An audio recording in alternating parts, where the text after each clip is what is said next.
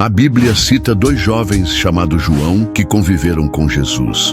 João Batista, o que batizou Jesus, e João, o apóstolo, que viveu momentos tão íntimos com Jesus e recebeu revelações tão impactantes. João, filho de Zebedeu e irmão de Tiago. Jovem, forte e determinado, ele cresceu entre redes de pesca e ondas inquietas, mas seu coração ansiava por algo além da rotina.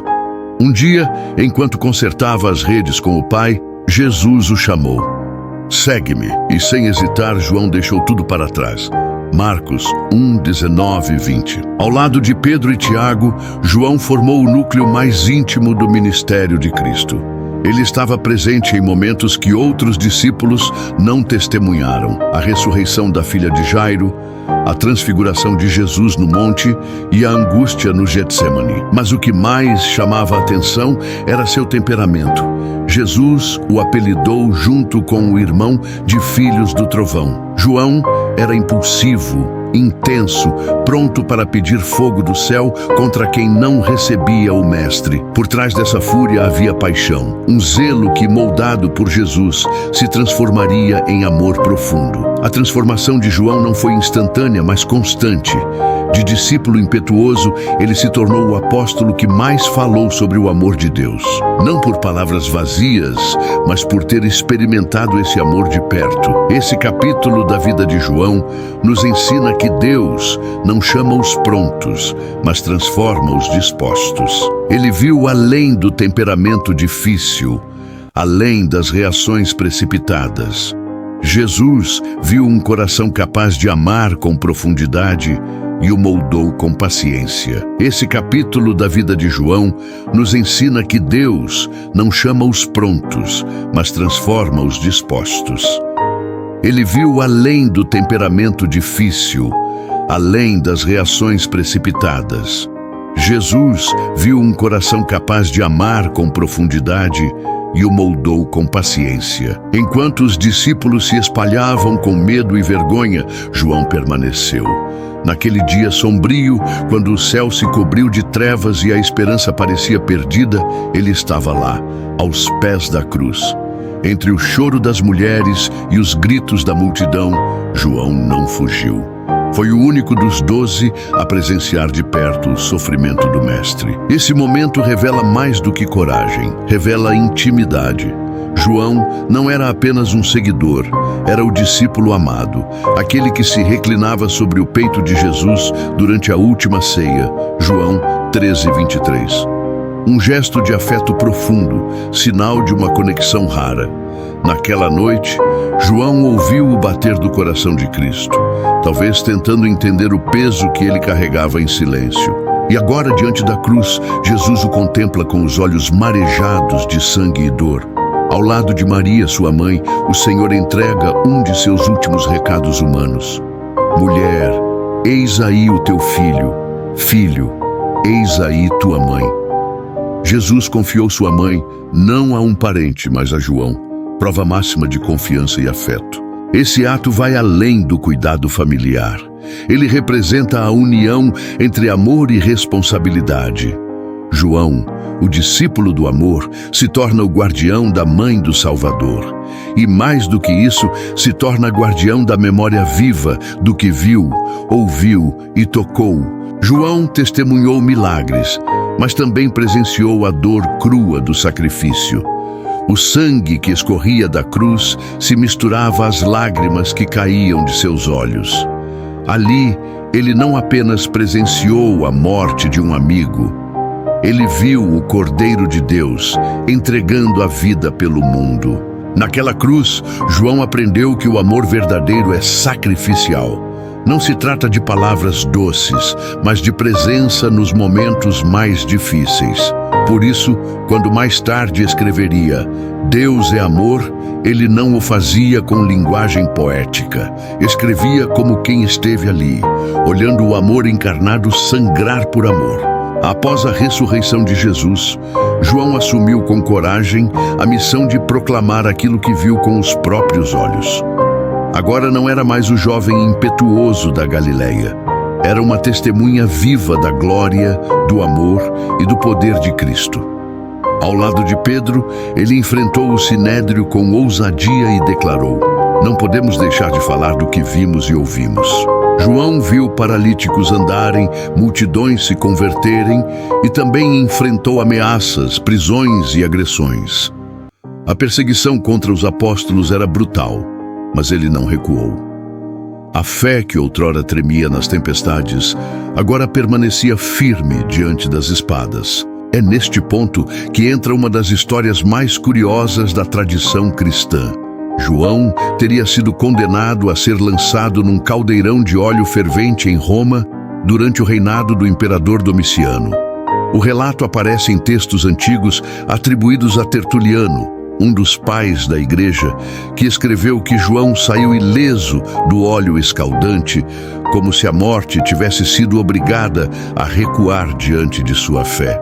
Embora esse evento não esteja registrado na Bíblia, ele sobreviveu por séculos como parte da tradição oral e escrita da igreja primitiva. Não temos como confirmar com certeza se ocorreu, mas a mensagem por trás permanece poderosa. João não foi destruído pelo fogo da perseguição. Foi purificado por ele. Como os 3 jovens na fornalha de Nabucodonosor, João também teria sido preservado pelo Deus que anda com seus servos no meio do fogo. Daniel 3, 24, 25. O milagre não é o centro da história.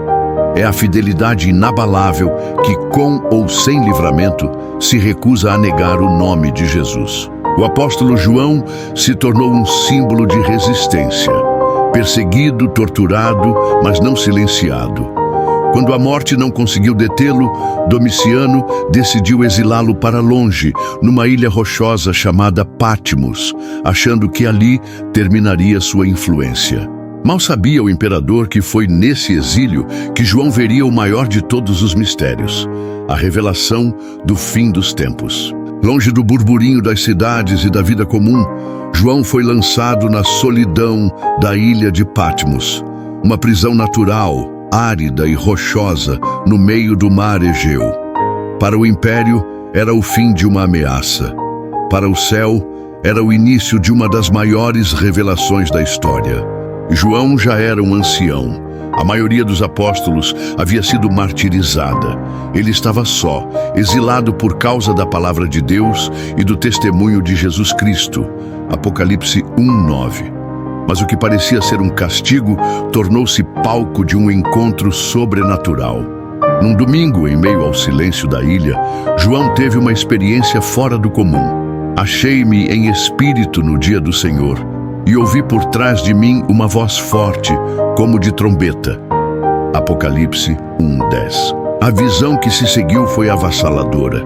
Ele viu o Cristo glorificado, com olhos como chamas de fogo, rosto como o sol em seu fulgor e a voz como o som de muitas águas. Esse não era mais o mestre sofredor da cruz, mas o Rei ressurreto, o Alfa e o Ômega. Jesus ordenou que João escrevesse o que via e enviasse às 7 igrejas da Ásia. Assim nasceu o Apocalipse, um livro repleto de visões celestiais, juízos, batalhas espirituais e a promessa de um novo céu e uma nova terra. João viu a eternidade, o trono de Deus, os anjos em adoração, o Cordeiro digno, a queda de Babilônia e a vitória final sobre o mal. Mesmo preso, João foi livre para ver o que poucos mortais viram. Seu corpo estava em exílio, mas seu espírito estava no centro do trono de Deus.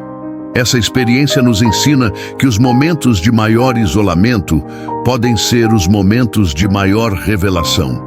Deus não depende de conforto, posição ou aplausos. Ele fala no deserto, ele aparece na ilha, ele se revela na dor. João saiu de Patmos não com cicatrizes, mas com uma visão que atravessaria os séculos. Ele provou que, mesmo nas prisões mais duras, a presença de Deus pode tornar qualquer lugar em um portal para o céu. João sobreviveu ao exílio em Patmos e a toda a perseguição que enfrentou. Não por sorte, mas por propósito. Enquanto os outros apóstolos foram mortos um a um, João foi deixado por último. como um guardião da memória, como o eco vivo do que Jesus fez e ensinou. Após seu tempo em Patmos, acredita-se que João tenha retornado à cidade de Éfeso, onde viveu seus últimos anos. Já velho, frágil, com os passos lentos e a voz embargada pela idade, ele ainda se reunia com os cristãos. E mesmo quando não conseguia mais pregar longamente, insistia em repetir uma única frase: Filhinhos, amai-vos uns aos outros. Aos olhos do mundo, parecia pouco, mas para quem havia convivido com o amor encarnado, essa era a maior das mensagens. Foi ali, em Éfeso, que João teria escrito as 3 epístolas que levam seu nome. Textos curtos, diretos, mas recheados de sabedoria eterna. Em suas cartas, ele combate heresias, encoraja os crentes e reafirma aquilo que testemunhou. O que era desde o princípio, o que ouvimos, o que vimos com os nossos olhos e as nossas mãos tocaram. Isso vos anunciamos. 1 João 1:1. Ele não falava por ouvir dizer. Ele viveu, tocou, chorou, viu o Cristo glorificado.